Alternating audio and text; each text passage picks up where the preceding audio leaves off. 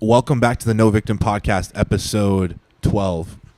Wow. This is the first episode in like 3 or 4 episodes that we've done together. Yep. If I'm not mistaken, I've done like 3 without you. Mm-hmm. All clients, I believe.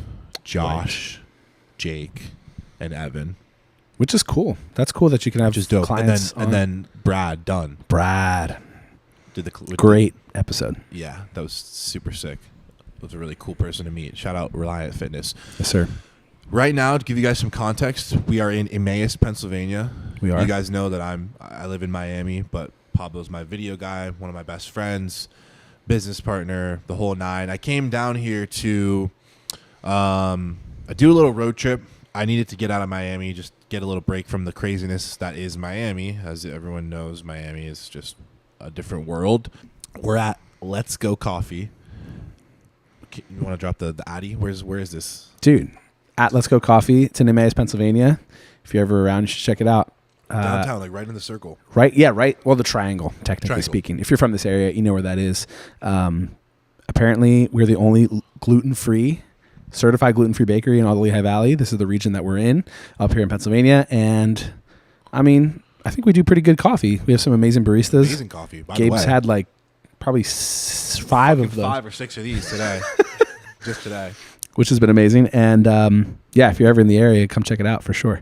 We'd love to have you. Yeah. So guys, I don't know if you guys knew this, but Pablo is he owns 2 businesses. He has a media company, and then he's part owner of this coffee shop. That's right. With your wife. That's right. So I love this spot right here. It's really crazy that we're doing this right now. It's very full circle, especially for me. There's like a really, we could get into details of it all, but this town means a lot to me, and the fact that we were able to plant our flag here again is like insane. So we can get into it at some point, but it's So Pablo was known very well in the area as like he was one of the guys in the worship band at one of the local churches. Yeah. And that was kind of like a lot of people in the area knew Pablo from the church. So what he's saying is now he has this coffee shop, which he's now planted his feet pretty, thoroughly here. Sure. And it's just really cool because of everything that happened with that, all the drama there. Sure. But it's like you're still here and you have a fucking business. Yeah. I mean, I fled this town. I lived here for a long time. I was home for a long time. I was there. Short. I remember when that happened. Yeah. And then everything went down. Long story short, I was accused of an affair. The church it was craziness. I was kicked out of my house, my marriage, my everything at the time. Yeah. Lost all my friends. It was insane. Gabe was like actually one of the very few that like literally sat down with me before I even started telling this story. He was like, Pablo, I just want you to know, like, I got you. Like, I don't even care what the story is. Like, I'm on your side of it. Unfortunately, I had to become a sides thing, but you were very much there for me. I remember we went to where did we go? Core Life or something. We went Core to Life. Yeah, and that was a big day for me because I lost almost everything from a friendships perspective. Yeah. And so except for you, which was like a huge help for me, even to this day. So anyway, long story short, I fled this town, was scared to even step foot here. And after a lot of like personal development, working on my mindset, working on me, Mandy too, like, we were going to open a coffee shop in the area, but it just so happened that this is where it ended up being. And now we like firmly planted our feet here, and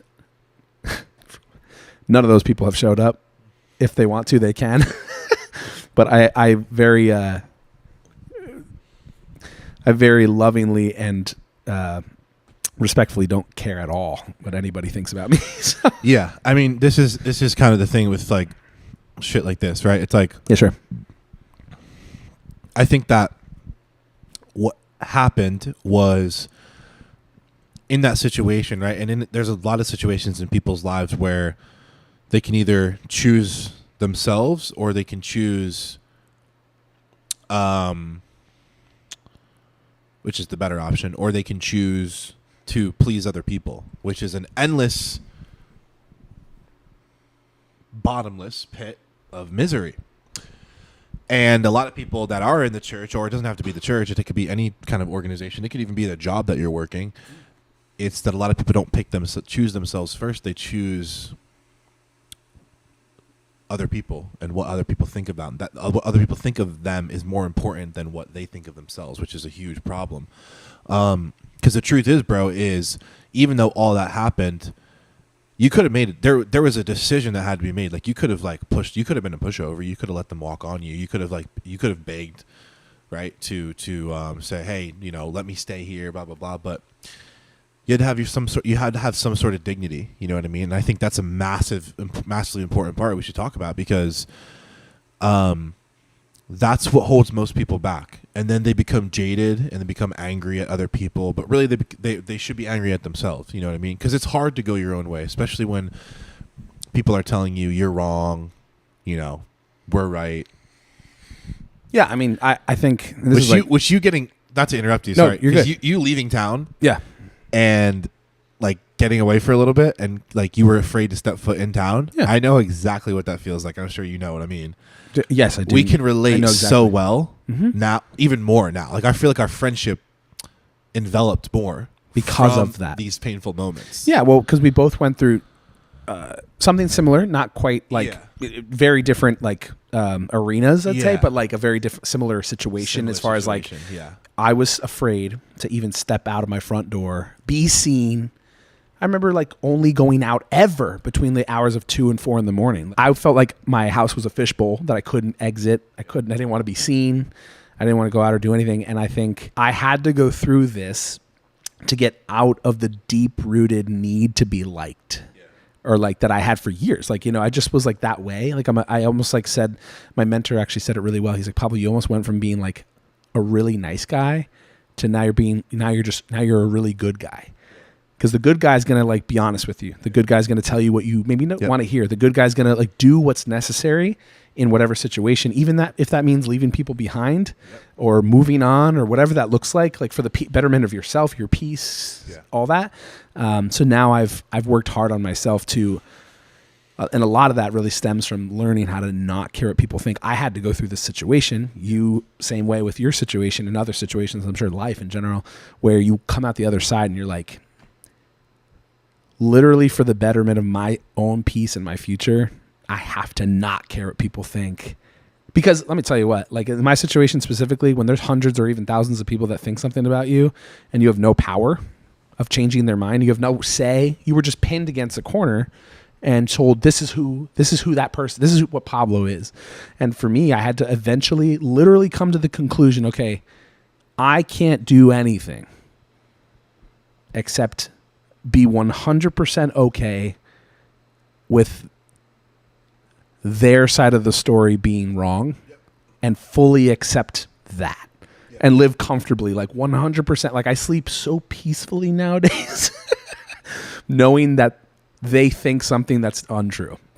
That's really hard to arrive at, but especially when they were like friends of yours and close, It's another thing too. It's like one of the hardest things to do as a man, I said this before, is to stand alone in your own beliefs when everyone is telling you that you're wrong.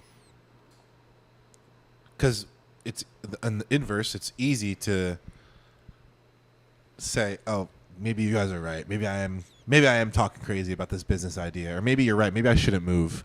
I should just stay here. Or maybe, you're right. I'm 36. Maybe I shouldn't start a band. Like different things like that, right? It's just like it could be anything, really. But those are the moments when the most amazing things are created. You understand? It's from a person standing alone in his own beliefs and believing in something that he does not see, but he has faith in it regardless, right? Because he trusts himself enough. Not that you don't have to be if we could tell our future, our lives would be completely different, right? But that's one of the best things about life is that we don't know the answers. Right? Because faith is what builds us in the process, right? I was talking about this on my Instagram story today. I remember making Instagram stories 4 years ago in this, in Roseto, like down, a couple towns over. I'm 24 at the time, 23, 24. And most people are graduating college. I know some of my friends that are getting married. I know some of my friends that are getting good jobs and all this shit. And I'm still making Instagram stories, right? And people were telling me, do you think you're like a motivational speaker? Like all this shit. Like, what are you doing this for? Like, are you going to be like an influencer? Like all this shit. And the truth is like, that's what I wanted. I wanted to do that. Like I still have a goal to be a motivational speaker at some point in my life. I just didn't have enough proof yet. right? So now what I'm doing is I'm taking the next 10, 15, 25 years to build that proof so that when I do speak on a stage, people will fucking listen to me, you know? But that's one of the hardest things ever, dude. It's the hardest thing ever is to believe something and go left when everyone's going right. Do you understand what I'm saying? Because it takes so much balls to be able to stick up for yourself. Because at the end of the day, it's like you have to believe in yourself more than anyone else does. There's going to be these moments, and I'll speak from the viewpoint of like my viewpoint. A kid living in Pennsylvania, small ass town. You barely hear the word entrepreneur. The only access you have to things like this are social media. You never really see. I think it was like the first fucking really nice car I saw was an R8. I remember it was Outback Steakhouse. It was an Audi R8. I've never seen a Lamborghini out here before. I've never seen a Ferrari. I've never seen a Rolls Royce. Like, I've never seen, you know, any of that shit. You know what I'm saying? And like, I remember being that, you know, being younger and wanting to be successful, but it's like I always think of it like nothing good coming. Like, that's how you feel when you live in areas like this. You live in Pennsylvania. It's a gray ass fucking day. No opportunities. No one gives a fuck about you. You're gonna try to start a clothing business. You're gonna try to start this business, that business. It's not fucking working. Everyone's making fun of you. Your fucking ex-girlfriend's fucking someone that makes more money than you now. It's like, dude, it's just and your friends are fucking hitting you up to fucking do drugs. You got fucking you got your fucking, you know, your grandma's printing out job applications for you at Christmas and Thanksgiving. Hey, try this job, right? It's like, Jesus. You know what I'm saying? It's like, so where in your right mind do you think you're going to be a successful entrepreneur? You have no good reason to think that, right? And I had no good reason to believe that. But it's that little spark of light, that little like flame. It's like you stoke it. You can stifle it or you can stoke it. And the difference between stifling it and stoking it is the majority of people do stifle it, right? You ask people on their deathbed if they did everything they wanted to do, most of them will tell you no, right? Like, many people die with massive amounts of regret. And a big reason is because they lost that flame. Get what I'm saying? Like, there's times where it's a raging wildfire, and there's times where it's just like embers. You understand what I'm saying? But the fire can never go out. You choose to put it out, right? But it's the same. It's like the same thing as momentum, right? It's like you keep stoking that fire. You blow air on it, put a little gasoline on it. It starts growing. You put more wood on it, right? You like the fire will start to grow. But I think that's the thing. That's like one of the most important things when it comes to just living the life that you want. Because I can say confidently, like, I'm not sitting here saying I'm worth fucking millions and millions of dollars. Like, my business is now reaching total gross revenue 7 figures, like just now. And next year, I already told you, very, very, very confident in the fact that I'll do over 7 figures in one calendar year next year. Very confident.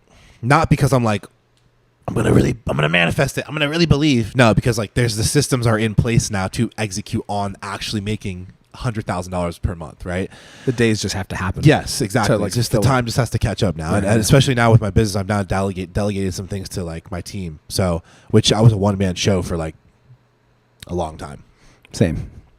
Yeah, we're both in that spot right now. Yeah, you were gonna say something though. No. I was actually gonna ask you because I liked your point of like where you're saying, you know, you have to have like those, like that spark, like just that little spark to like get started or whatever. Like, I guess my question is like, it's hard to like, you know, we legitimately were like blessed with the opportunity that we like figured out or even heard the word entrepreneur, like in where we live, like, cause not many people are, like, most people are farmers, you know, excavators, landscapers, like, and you know, that's just the place that we live. It's Pennsylvania, blue collar. It's kind of what it is, which is fine. There's nothing wrong with that. It just is what it is. What I think is interesting though, is we figured out, like, whether it be the internet, I ran into some boys that I like ended up living with and they were entrepreneurs. Like, you know, like what I mean is like, there are some people who don't even like, they may be even hearing this information for the first time. Do you know what I'm saying? Like, it takes a you have to have a taste of it. It takes someone who has nothing to gain to show you that. As in, it's kind of interesting. I'm eating this microphone. It's kind of interesting how transactional broke people are and how relational rich people are. Isn't that interesting? You'd think it would be the opposite, no? Because then the poor people tell you, what do they say? Oh, well, my riches is in family and friendship and love. Okay, got it. But then you won't do something for someone else if they don't do something for you. Whereas in business, the people that are successful and relational, they do things with zero expectation and they build goodwill. And then what? They get the favor returned anyway because the goodwill is built. You understand what I'm saying? Yeah, dude. I mean, well, the reality is they understand that every person, every interaction, every moment is potential for gain. That's like it's possible. I like the Bible verse that says, I forget what verse it is. It says, everything that you do echoes in eternity. Powerful. You know what's so ironic about that is you're saying, like, how do people hear the word entrepreneur and not like, right? Like, we didn't even hear the word, right? Well, we did, because eventually it's a decision. It's a decision that's made. And then I guess what the point that I'm like a sort of making is that we're in it. We're never claiming that we know everything. We're never claiming that we're like the most successful. But there are people that are watching us right now that we either grew up with or we don't have no idea. They're just like graduating high school. That we've never met that watch this podcast. Dude, there's people that watch us all the time. They're watching this right now and they're just like looking at us as if like, oh wow, like we are now being that example for other people. You know what I'm saying? Like, and again, 100%. And not even that we're like, we're not saying that we have it all figured out. We're these things. We're just saying that us literally just doing and trying is enough to show. If we were to sit here and act like we have it all figured out, it would help nobody. It would literally be a lie to even just us. It would be a lie, and it would help nobody because it would be like everyone would be like, "Oh, well, that's good, great for you, good for you." You know, versus creating a bridge for people. Like admittedly saying, "Hey, we don't have it all figured out." That is actually what empowers people. You understand what I'm saying? Because if I sit here and act like, well, guys, the reason I have a successful coaching business is because, I have a genetic predisposition to being a really good coach, and my dad gave me $60,000 to start. Like, obviously, neither of those things are true. But then if I say that doesn't empower anybody. But if I say, like, hey, I'm just like you. Actually, I'm kind of stupid, and like you're probably smarter than me, and you probably have better opportunities than me. I just work harder than you. Right? Because then it's like, well, I just decide to work harder. It's like, yeah. Once you accept the fact that the reason that most people are more successful than you, or that there's a lot, like that there is an individual that is more successful than you, two biggest factors: time, can't control it. The other factor you can control, and it's your decision making. To say that someone is in a situation, a bad situation, circumstantially, it leaves them powerless, right? Because it's like, well, it's out of their control. But have you ever just made bad decisions? Like, you ever heard someone say, hey, it wasn't meant to be? Well, I mean, maybe it was, but like you fucked that relationship up. It was meant to be. You fucked it up. Sure. Like, because people, when they say, well, it's not meant to be, it wasn't my time. Well, it's like a cop out because it's up to you whether it's your time, right? Like when someone like. When an if an investment opportunity comes and you don't have $10,000 to invest in it, is it that it wasn't your time, or did you not make the right decisions leading up to the opportunity, right? Because the opportunities come and go, right? Because there's a $10,000 investment, but you can't make the investment. You're going to be like, oh, well, it's not an opportunity for me. Well, it's because you don't qualify for the opportunity because of your decision making skills. Sure, and it doesn't mean that you couldn't in the future. Depends on the situation. Like, but you have to admit that first. You have. That's what I think people are scared of. Yeah, I would say so as well. Yeah, absolutely. I would also say, like, I think dumb people have a better chance. I think dumb people have a better chance of being more successful than smart people. Just because I'm not saying that like there are some geniuses that make a bunch of money. We get this, but like I'm just saying, most smart. There's people, like 5 of them, and they're not one of them. You know their name. That's because they're huge. You know, but like I would say majority of smart people, and I'm saying this because I'm a dumb person. Like I say that not like I know I'm smart in other ways. I mean like I did not do well in school. I'm not. I have like attention issues. Like I'm not like the smartest guy. However, while smart people are trying to sit around and figure out the right best way to do things, dumb people like us are just bulldozing on a daily basis, putting in the hours, and we will bulldoze past people that are just trying to figure it out. Yeah. And meanwhile, we're just making a million mistakes and learning. Say again? Probability.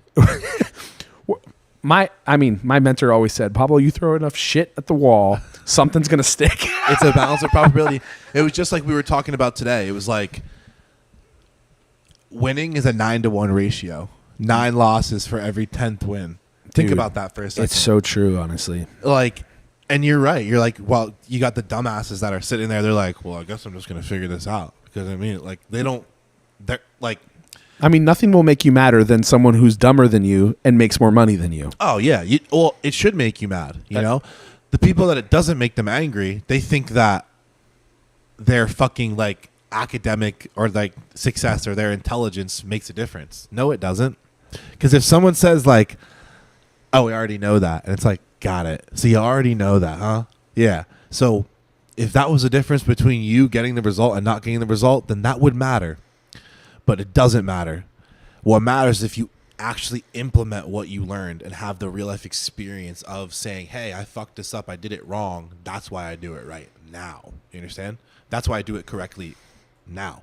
Yeah. The best way to learn how to do it right is to do it wrong first. Yeah. You know, Henry Ford actually said that. That was one of my favorite quotes. Henry Ford said, where he said, failing is merely the opportunity to more intelligently begin again. Love that. That's all it is. Love that. Because you learned how to not do it. Oh, yeah. You know, yeah. That's like the best. And I love when you even talk about this a lot too, where you're like, the best way to learn how to learn what you love to do in life is to do what you hate first. Yeah, man. Yeah. Dude, go get a dishwashing job and see how you feel about it. Yeah, exactly, exactly. Hey, I think I'm gonna figure something out. I don't like cleaning up oatmeal off of these fucking bowls anymore. At this old people's home. Let me take note of this. Oh, I don't want to do this. It's like what motivated you? Putting my hand in a bowl of half-eaten oatmeal that someone ate with that has dentures. See, dude, he hates it too. I mean, Charlie hates Charlito. He hates oatmeal. Charlie. It was fuck. I said oatmeal. It's his trigger word. Sorry. I think at the end of the day, success doesn't care what your last name is. No. Success doesn't care where you came from. Yeah. You know what I mean? Like it's that's the thing. Like business success, financial success is numbers. It is numbers. Yeah. Like, cause I think success is kind of like it's an umbrella word, right? Because like success in business is numbers. It is, but we are spiritual beings, so sure. We're not strictly mathematical. You understand? Right.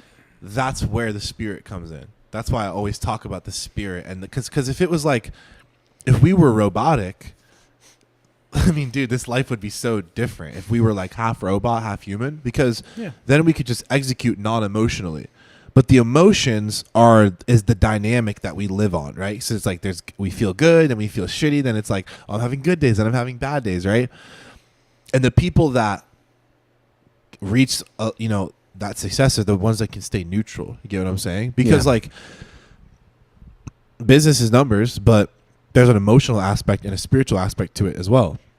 Right. Right. And mental. Like, that's why I talk about the mindset. That's why I realized, like, in fitness coaching, like, my fitness coaching company went from like 90 grand a year.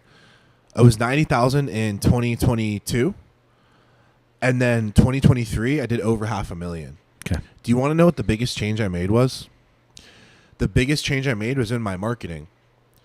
And what I did was, because I started to realize, I'm like, damn, like, there's a lot of coaches that are way fucking smarter than me, dude. Like, they know way more about getting people in shape. They know way more about this, that, and the other. And then there was even that. Then there was also the other guys that literally would, like, I have a pretty decent physique, but some of these guys would make me look like shit standing next to them, right? So I said, well, why would I'm like, I can't compete with these guys who are extremely smart, and I can't compete with these guys who are genetic freaks that get, like, millions and millions of views strictly off their physique. So then I realized, I'm like, well, why don't I just play a different game and just speak to their mindset, right? Because then if someone has the mindset, then they carry that with them. Because then if you change the person's mind, then their actions change and then their life changes. You understand what I'm saying? So literally my mentor said that for so many years. He's like, Pablo, like if you change the way you think, you could change your life. 100%. If you like whatever your head thinks and believes, your literally your body and your life will follow that. Here's the thing about that though. While that is true, you can't sit there and like think your way into positive action. Right. You have to kind of like what we said is understand the mathematical equation in it, where it's like a 9-to-1 ratio, 9 losses for every 1 W. Because then you realize you're like, oh, okay, well, I can't sit here and be like, why am I not happy? It's because you didn't do anything to earn it, right? First, you have to take that step forward with faith, not knowing the answers. Then you kind of come back and you put back, you're like, okay, well, I have proof. Like, I've done this. I at least got this far. Sure. Well, what's the next step? Hmm? You see the next step. Yeah. One of my clients recently actually said, Joe Potenza, shout out Joe Potenza, amazing guy. He wants to be on the pod too. We should get him on the pod soon. Amazing. Nobody throws a harder punch in a bar fight except me. You hear that, Joe? He's probably laughing. He's like, we'll compete. He's like, go ahead and punch me in the face. He's like, go ahead and try. Go ahead. No, he said that all businesses, essentially, what business is you're just like going up the ladder, searching for the next constraint. You're looking for the next problem to solve that's going to allow, you're like breaking the dam open for the water, the cash to flow. Like and then, so upstream. Oh, there's the next constraint, the thing that's like messing with, sales. Yep. I don't know how many sales I'm going to, how do I figure out where am I, I should know how many inbound, blah, blah, blah, the next constraint. So he's like, you're always looking for the next constraint. And you need help in order for other people to do the daily operations of your business so that you can look for the constraints within your business so that one day your business runs literally without you and you could sell the whole thing. Because the best businesses in the world, this is Mr. Eric Spofford, who will also be on this podcast at some point, told me, he said the best businesses in the world need the business owner the least. Yep. Love that. Those are the best businesses in the world. Those are the actual only real businesses, he says, in the world. When you build an organization. When you build a business that literally 100% runs without you and you could legitimately sell it and be like, here you go. This is how much it makes you. Call me if you need anything, but you won't because you don't need to. Interesting. Very interesting. Yeah. Otherwise, you're an employee of your own business, essentially, because you're working in it, not on it. And I think that's the thing too. Is like I want to get back to that because we talk about like the hustler mentality versus CEO mentality. We should talk about that. Sure. I watched this. This is a moment for me where I started to understand bottlenecks. Bottlenecks. Okay. Bottlenecks. Sorry. Kind of like when the way Joe explains it, it's just a different way of saying the same thing. Sure. Bottlenecks, up the ladder, constraint. It's just whatever bottle. If you think of a bottle, a neck of a bottle, it's where it gets more narrow, which restricts the flow of income, currency, whatever. Sure. And that's the thing. That's what I do on with all my elite clients, like on a practical basis. By the way, guys, if you're watching this right now and you are struggling to bring in leads for your business, message me the word playbook. One word, just send it, and then send me another message. Let me know you saw the podcast. Message me that word playbook. I would say for you, do one of those two in the podcast. Like, sure. Just tell them to message you a word. Because we can use podcasts to bring in leads. Which, by the way, this is something I teach my elite clients. But 100%. And this is something that my coach taught me. Right. So anyway, if you guys are struggling to bring in leads with your coaching business, I've made a free playbook on how to do that. Just message me the word playbook and I'll send it to you. Anyway, funny ass thing, dude. I swear, like, I watched this one Alex Hormozi video. It was like I didn't watch it because it was a 35-minute video, and it was talking about the biggest roadblocks in business owners, like before they hit like 7 figures. One of the first things he goes, most business owners, they don't actually have a business because they don't track anything. True. And I go, he goes, first step in growing your business is you look at the data. I go, okay.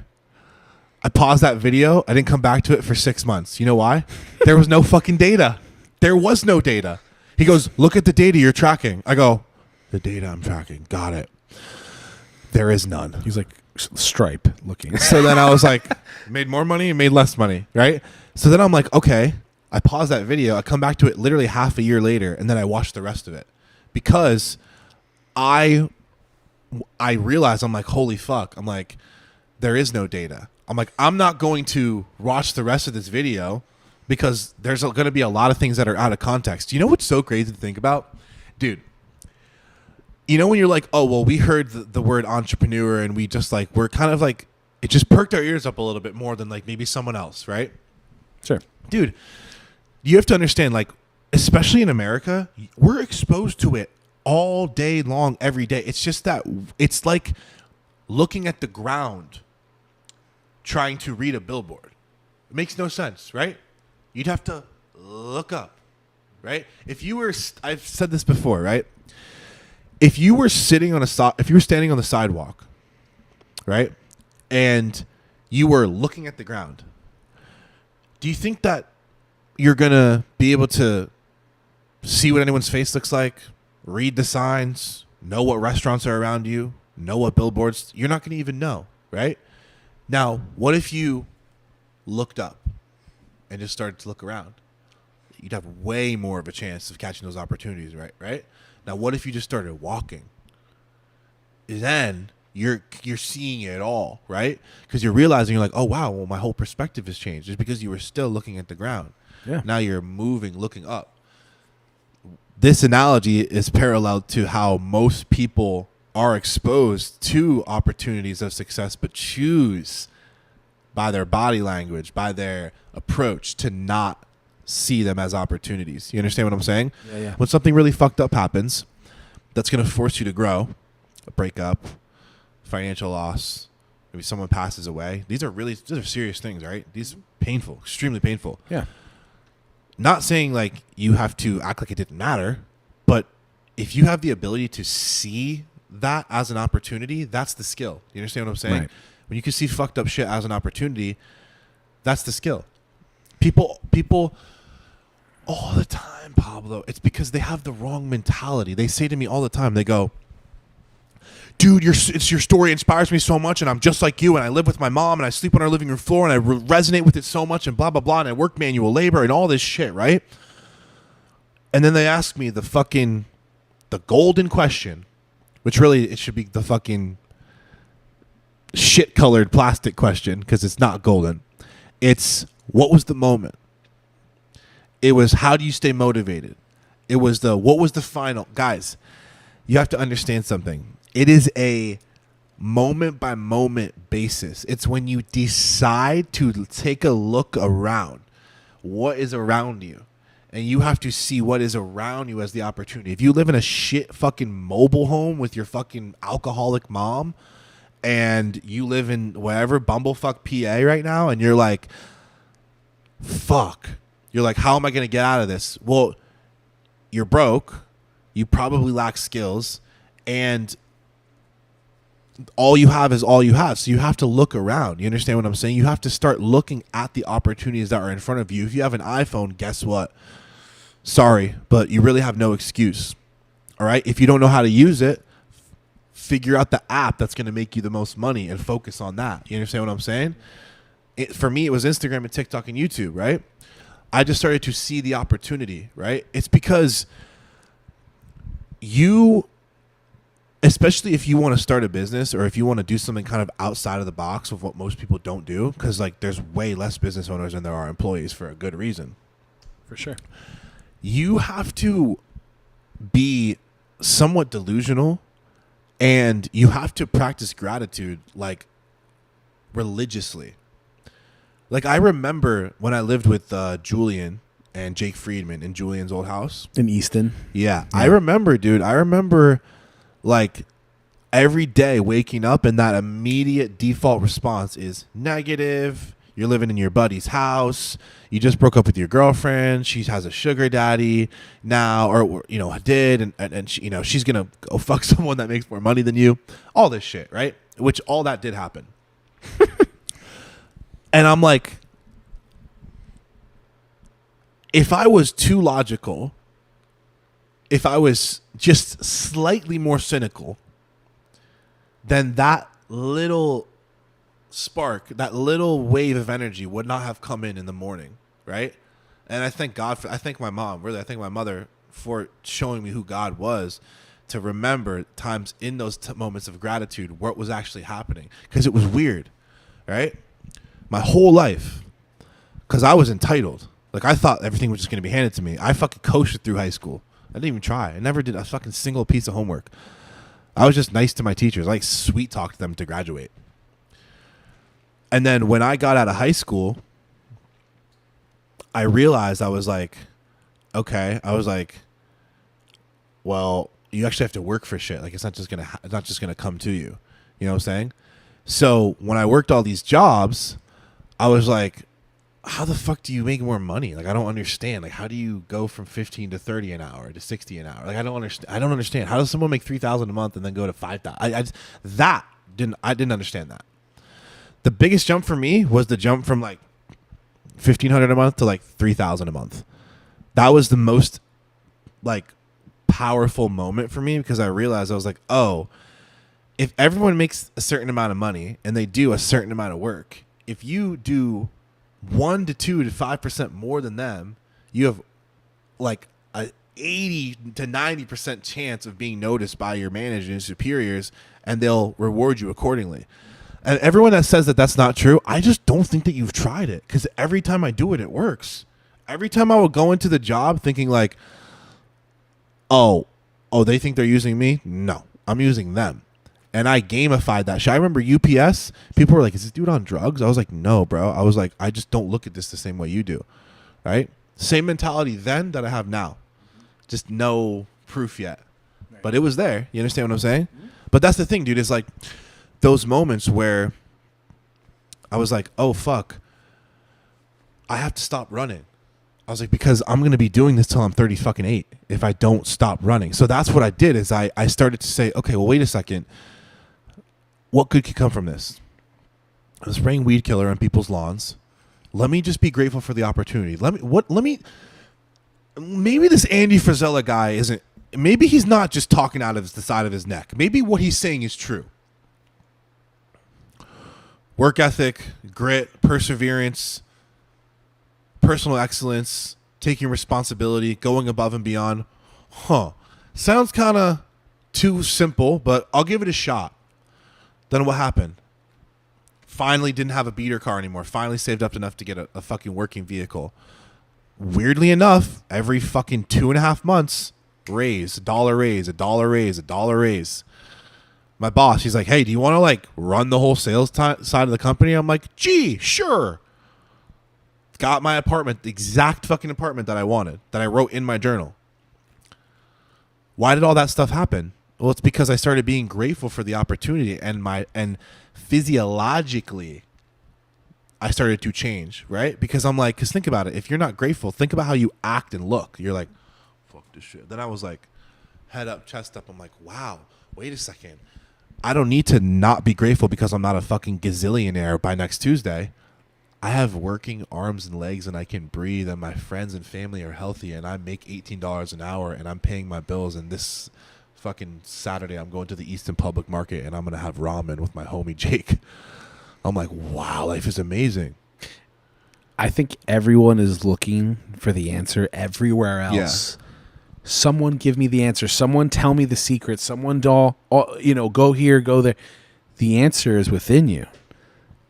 It's an attitude of gratitude. If you have an attitude of gratitude, you can literally 100% change every aspect of your life. Yeah. And it's a decision that you make within you. Yeah. But you have to, it's an active decision every day to decide to do it. But what you think about, you bring about. Guys, and this is exactly what I'm saying. Like, you think that after knowing that a bunch of weird, fucked up, annoying ass shit isn't going to happen in your life? It is.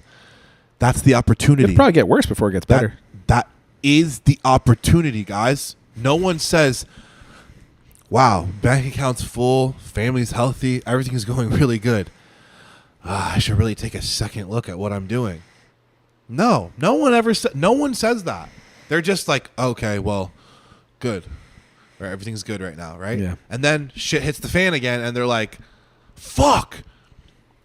Then they get through it, and they're like, damn, I'm kind of glad that happened. As weird as that sounds, I'm kind of glad that I went through that breakup where I lost that job, right? Or I lost that friend. Yeah. Because I learned from it, right? It's in retrospect. We can, fucking hindsight is a bitch, right? But that's the truth. It's like, I started to realize, I go, wait a second. So you're telling me that, because I used to think people were just you're either born rich or like you're just not. Or you just get lucky or something. Yeah, you just get lucky. I think that it almost puts people in more denial, right? When they're like, oh no, like he's not smarter than you. He's not. No, he actually grew up in a shittier side of town, man. But he makes $100,000 a month or this. It's like, yeah. It's like same 24 hours in a day as you. Like he's also the same race, same socioeconomic, everything's the same, right? Because then you realize you're like, fuck. It's the balance between patience and regret, right? It's Gary Vee talks about it all the time. Yeah. He's like, wait, so you're saying that like it's my fault I'm in this situation and I could have made better decisions? Yeah. To the pain, the balance between pain and regret, patience and regret, right? Yeah, it's not your fault what situation you're born into, but it's your fault if you it's your fault the way you go out. Yeah. You have everything is in front of you that you can go do. And I agree. It's like it literally requires the hard things. You have to experience death, divorce, issues, relationship problems. Like you need to go through all this stuff because if you don't have life under your belt, what kind of a leader, what kind of a business owner, what kind of a you need that stuff because that's going to make you relatable to other people.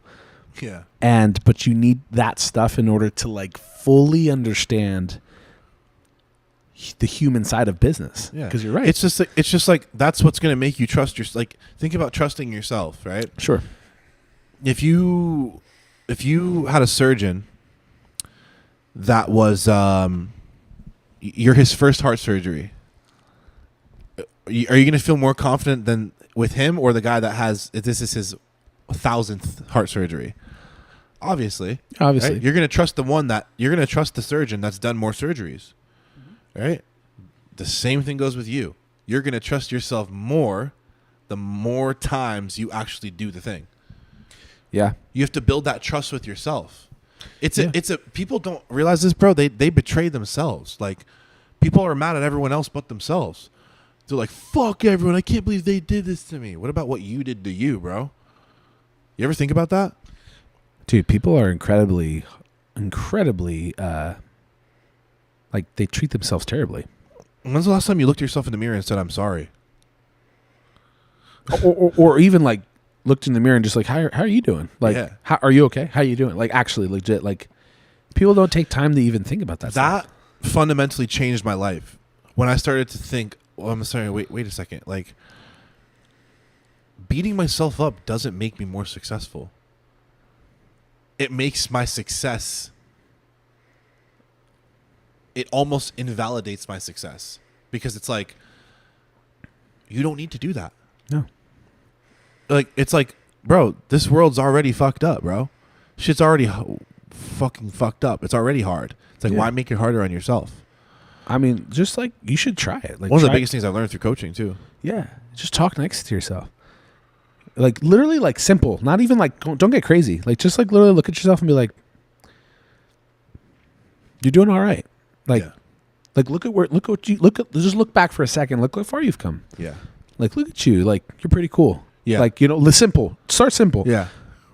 I'm not saying to not like, look at your mistakes, figure out the issues, correct stuff. Well, you forgive yourself, man. But forgive yourself. Forgive yourself for all the fucked up shit you've ever done. One of the best Bradley quotes ever. He says, before you even can chase success, he's like, you need to literally forgive yourself for all the fucked up shit that you've done. Because if you never do, it's going to eat you alive. Doesn't matter how much financial success you have. Doesn't matter how many people know who you are. Doesn't matter how many bitches you're with. No. Doesn't matter. You'll hate yourself if you never just choose to forgive yourself, man. And unforgiveness only weighs on you. Period. Like, even with other people, you got to forgive other people. Like, so forgive true, everyone that's like... It's like a weighted vest. Yeah, bro. Now, to some degree, you have to have some sort of fire in within you. There are people that have hurt me immensely that I have forgiven, but I didn't forget. Yeah. Forgiving someone doesn't mean that you let them back in your life. No. It means that you choose not to carry the burden anymore. That's it. You sleep a lot better. Forgiveness is really, it's doing more for you than it is for them. Yeah, they're not here. They don't know. They don't care. Yeah. And all the people that have hurt me in life, they're not sitting here right now. Oh yeah, and I think it's so funny too, because like when people try to, like that video you posted where it's like, well, the reason I don't go home for the holidays or whatever. Oh, that was a good one. It's like, oh, I've already like dealt with that stuff on my own. Like, I'm sorry. Yeah, like, I've already dealt with like everything that you're saying right now about who you think I am. Like, I'm already forgiving myself for that. You haven't yet. That's your problem, right? Yeah.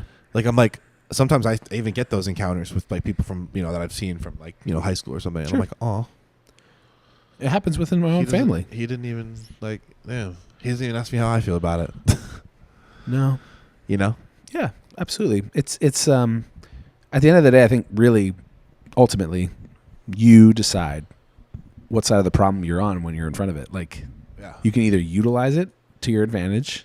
I'm not saying it's going to be easy or fun or not painful, but like, you literally every opportunity within your life is for you to either gain from or let it tear you apart. Yeah, that's on you. You choose. One of the best ways I can even look at this too is like breakups. Yeah, I remember someone asked me the other day. They were like, how do I like cope with this breakup and blah blah blah. I go, well, it gets easier.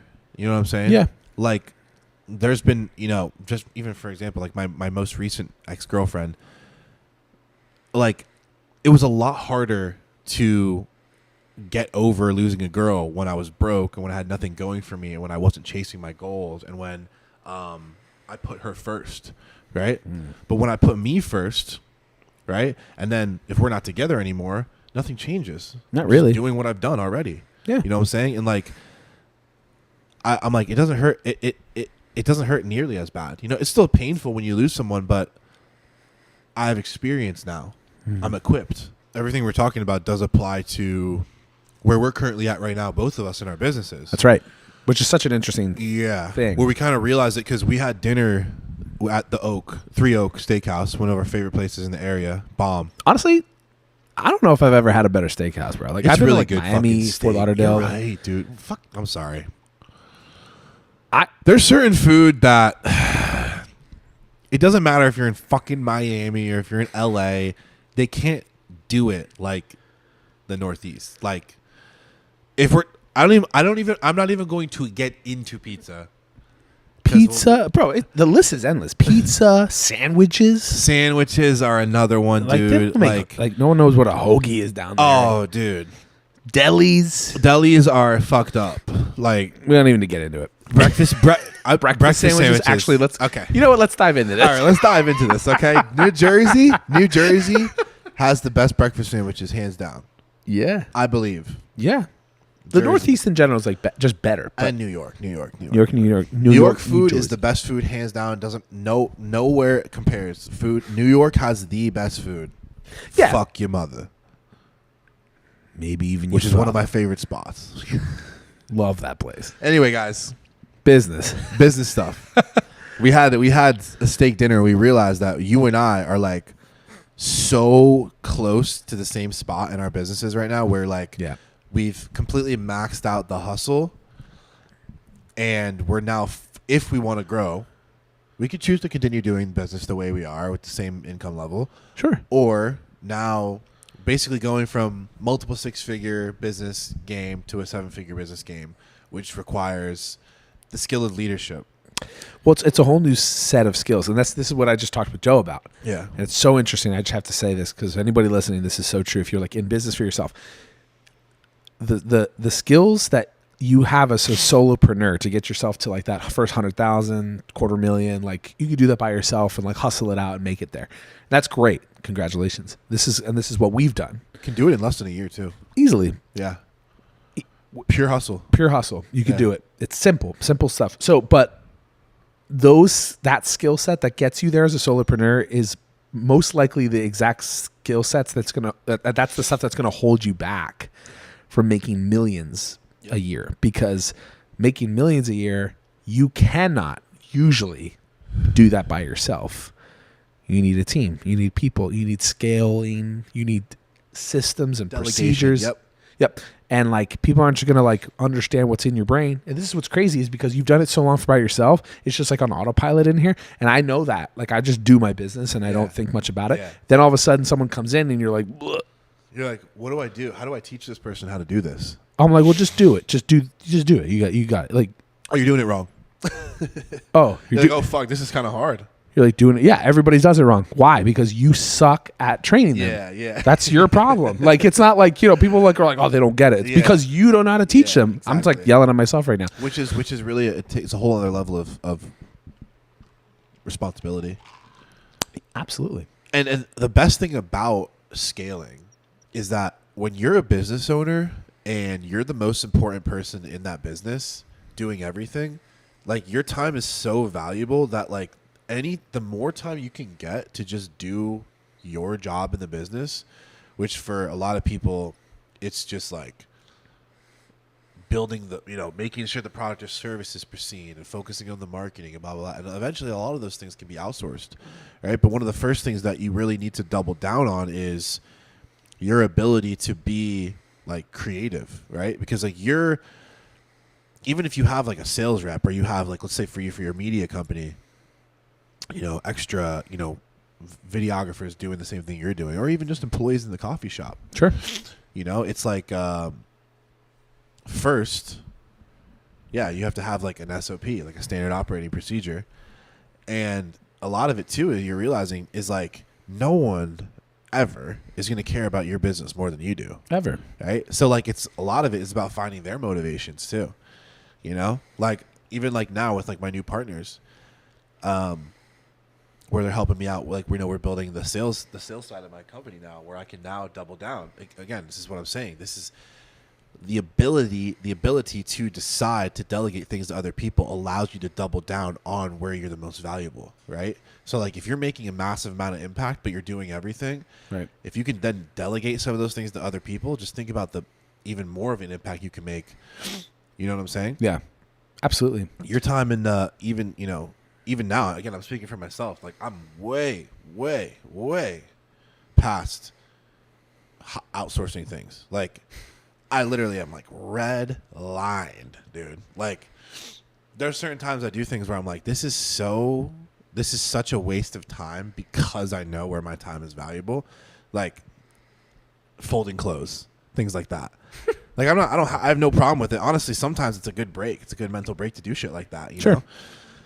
But there's just certain things where it's like, dude, if you keep acting like a Neanderthal, your business will never grow. You know what I'm saying? It's like, yeah, never. I asked my mentor that years ago, like, what's something that you think about every day, just to kind of get inside his head, like, what do you think about on a daily basis? And he says, constantly, every single day, every moment of every day, I'm wondering, can somebody else be doing what I'm doing right now so that I can go do what I do best, which is make money and run things from a high level. Yep. He's like, I don't waste. He's like, I'm like, okay, give me an example. He's like, I haven't bought a present for someone in 5 years, but I give presents out all the time. Someone else goes, buys it. Someone else wraps it and drops it off. I don't do groceries. I don't do clothes. He's like, I just spend all my time, so I'm fresh for my business. Yeah. Right? You know what I mean? Yeah. And then like, whenever I have time off, I'm just like replenishing I just put good stuff in my brain. And see, like, this is the thing, is like, most people would think like, like you're pretentious, like, oh, you don't want to break a nail, like, all this shit. It's like, well, two things, right? Sure. If I'm an entrepreneur and I know, and I'm a creative individual, like, I'm making something out of nothing, basically, right? Yeah. Creating new opportunities, creating new experiences for people, monetarily and just in the business, whatever. Your job becomes way, way, way more valuable. And also, too, that what you just mentioned, someone's decision to delegate certain tasks, like a millionaire or whatever, right? They're like, hey, I'm going to outsource this stuff. You just created 4 to 5 job opportunities for someone else. I mean, the lady that cleans my house, she was like almost on the verge of tears because I gave her like an extra little bit of money. You know what I'm saying? Like, she's like, oh, thanks so much. Like, thanks for booking me 2 weeks in a row. I'm like, yeah, sure. yeah, sure, whatever. I'm thinking it's nothing, right? And she's like, oh, like, I'm going to get my brother a Christmas present. Like, all this shit. Like, they have all this stuff in their head. It's crazy. Like, they might want to help me, but it is, once you understand that they're mostly thinking about themselves, and that's okay. Sure. You're thinking about yourself too, because you're trying to build your business, right? But you have to get other people in on the bigger picture, you know? You have to, but it's also valuable to invest money in other places so that you then can go do what you do best, which is whatever that thing is. You know, I think it's so true. It's so funny too how like ironic it is where the lazier you are, admittedly, sure, the better of an operator you're going to be, because you're going to constantly be finding other people to do stuff that you don't want to do. Yeah. You know, and a lot of what people don't realize is like energy is one of the most important things, one of the most important traits of an entrepreneur, right? Like if you could be in flow state like all day long, just think about what you could create for your team. Unreal. It'd be insane. Because you're the mastermind behind the business. When you're an entrepreneur, you're the mastermind behind everything, you know? Yeah. And at the end of the day, too, then it's not all about you. You know? I know I'll work harder, like, not for someone, like the sense of like a boss, but I'll work hard for someone more than I would even for my own self. So in other words, like all the employees that are here at the coffee shop, all the people that work for me for my media company, when I make a decision, I think about, wow, this decision that I'm making will play into the fact that these people can eat. Yeah. When they go to the grocery store, they're budgeting like for them to eat and for their family. And like, I think about that. Like that's a decision that like go ahead and try and quit then. You're right. Cause like, not saying that you can't, but like, you know, businesses close, it happens. But like, I think it's the stakes need to be higher sometimes. Yeah. I would say it's a little bit better when there's like a necessary requirement, no? It's a little more weight on you. Yeah. And it's like but that's like motivating, is it not? Like to have more on you. Yeah. And look to have people looking to you. Like, you know, cause like you'll quit on yourself before it's real. Bro. Well, cause you'll quit on yourself before you quit on someone else. You will. Yeah. You know, it's easy. Like think about it. I'm going to go to the gym tomorrow at 5 a.m. Okay. Meet me tomorrow at the gym at 5 a.m. Yeah, I'll be there. Right. You got to be there now. Yeah. Look like an idiot if I don't show up. Yeah. Because like, he was there. He was waiting for me. Dom, I'm late now. Like, yeah. You're going to show up before you show up. But you will quit on yourself before you quit on someone else. Yeah, just include someone else in it. Two Just is better than one. Bring somebody into it. 2 is better than 1, 100%. 2 is better than 1. So I don't know. The point of that is to say like delegation and all this stuff. And I'm this is me like talking to myself. I'm struggling with it because I'm learning how it works. Yeah. Because it's so weird, that transition point of like going from 100% solo one-man band all the way to like... It's easier to do that. Oh, yeah. It's easier. Yeah, but it's not sustainable. Not sustainable.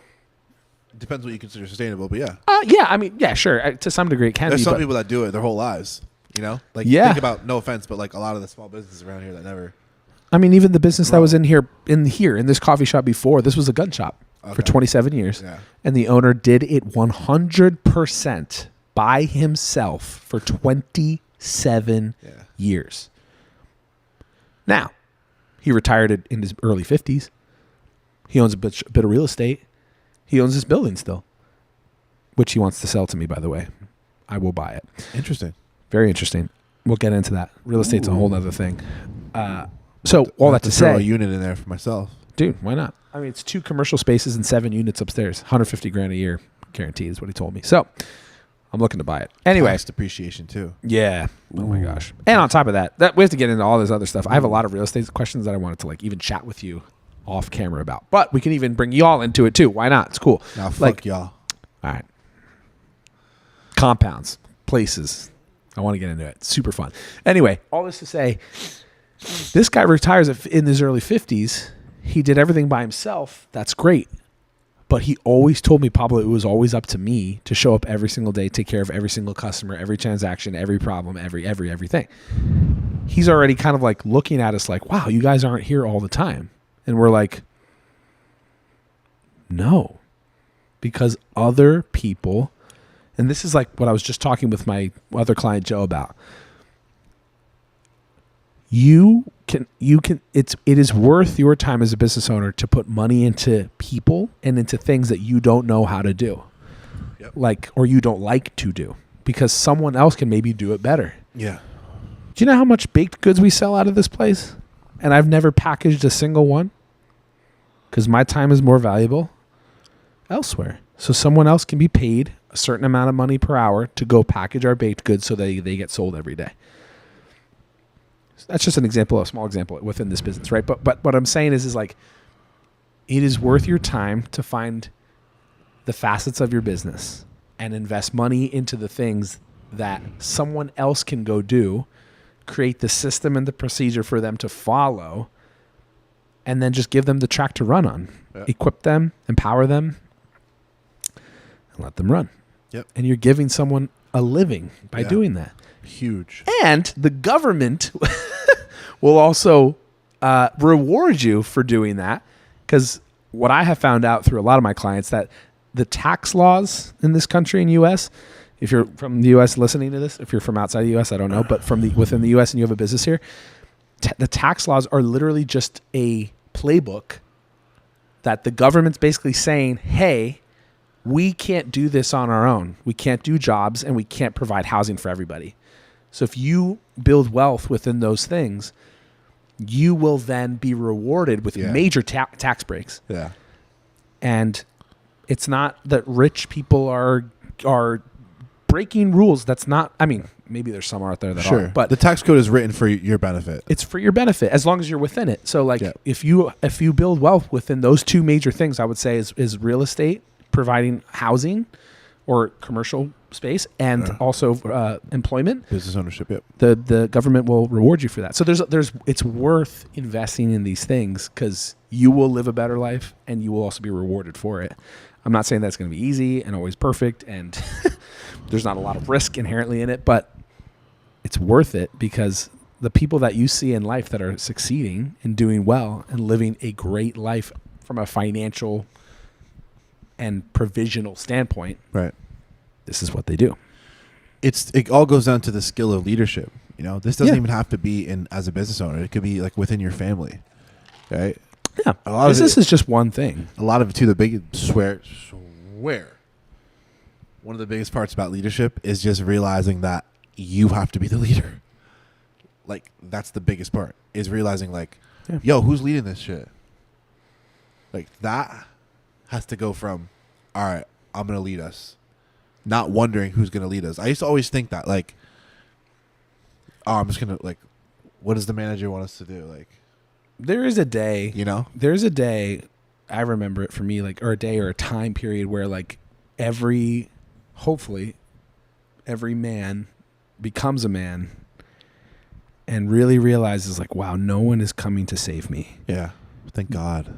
No one is gonna, like, and that's a real transition, like from boy to man, like whatever you want to call it. I mean, you can see the people that have never accepted that. Yeah. They're sleeping in front of the deli right now. Yeah, they're right out front here. Yeah, they're it's right out front. Right here. And there's so much freedom in the taking of responsibility of your life, It's not easy, a lot to learn, but like it's worth it, because you are then in control. Yep. Even like from a business standpoint, like I had something happen the other day where like a customer was asking us here at the shop, like something about something or whatever. And I could tell that our employee thought it was their fault. And I came right in and I was like, oh, that's on me.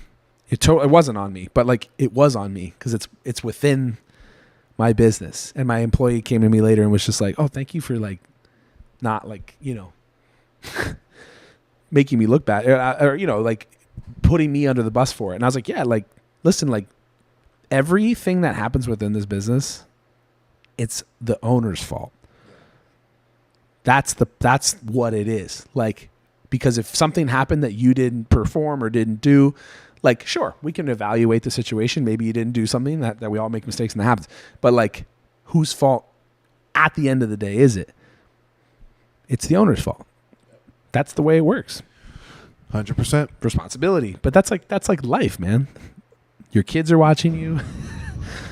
Your wife is watching you. Your family, your neighbors. Everybody's watching you. It's like really up to you if you want to lead or if you want to be led. Yeah. Which I'm not going to say either one is right, but I know which one I'm going to go with. You probably know by now which one we are on the side of. Probably can guess. And on that note, I'm going to lead us to the close of this podcast. Yeah, go ahead. What time is it? I don't know. How long have we been running? Over an hour. Over an hour. We'll wrap it up. Guys, I also want to say, like, this podcast was it's kind of a spur of the moment decision. Like when me and Pablo started this podcast, and we weren't like sitting, around like saying, "Oh, we got to start a podcast, bro." It was more of like a practical thing for us, where it was like this just makes sense for us to do, on a lot of levels. Yeah, and I just want to say, like, on my at least on my behalf, I really appreciate everyone, tuning in, especially for these longer episodes that are like over an hour. Like, It's kind of, this is one of those moments where I want to actively practice gratitude and thank you guys, just because, I mean, only a few years back, I was literally sitting, with my head in my hands in my ex-girlfriend's living room, just like hoping that God would save me from that moment and give me an opportunity, like, to just like do something. Like, so when I see this podcast doesn't even have to get a lot of views, just like anybody were to watch it, to sit there for over an hour and listen to me and my homie talk about business is very flattering. I don't take it lightly. I think it's just it's amazing. You guys have played a very big part in changing my life. I'll speak for myself here, and just I just appreciate the fuck out of it, and anyone who ever came up to me in person, who's ever bought No Victim apparel merch, which will be releasing new stuff in the new year, whoever's ever signed up for a coaching program, whether it was when I was doing fitness coaching or now with business coaching, I just appreciate you guys so much. I'm really thankful, and I know Pablo is too.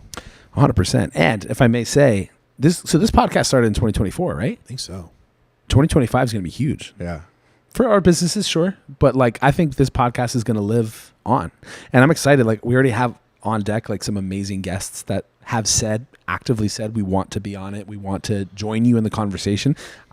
Some really heavy hitters, some killers in business. And Dwayne "The Rock" Johnson. This summer. Dwayne "The Rock" Johnson with his new 3D chest workout. 3D. Dwayne "The Rock" Johnson as the voice of the Pebble. Hold on, I'll wrap it up after this. But before we got on the podcast, I was pretending to be like a vocalist from like back in the day, like a vocalist at a hardcore show. She's like, "Yo, everyone get the fuck up, especially you pussies in the back on the fucking bleachers, in the fucking grass." There's like 7 of them. The dudes in the grass are like, we got general admission. Like, these tickets were like $30. I want all 14 of you up here right fucking now. Anyway, guys, No Victim Podcast episode 12 wrapping up. Appreciate you guys. Don't forget to leave a comment. Follow me on Instagram at Gabe No Victim, at Pablo Farnan. Yes, sir. We also have a band too. We have a little something going on. We'll talk about that later. We're excited about that. We're deciding on genres between ska and folk. We're looking for a sax player. Wait, trumpet. That too. If you guys know anyone that can rip a trombone, if you're a cellist, let us know. Anybody know how to do a French? Anybody with the French horn? The oboe. I swear to God, bro, I need someone that can shake an egg, a wooden egg. You know what I'm saying? A wooden egg. Episode 12 wrapping up. Reporting live from Let's Go Coffee, Emmaus, Pennsylvania. Yes, sir. Peace.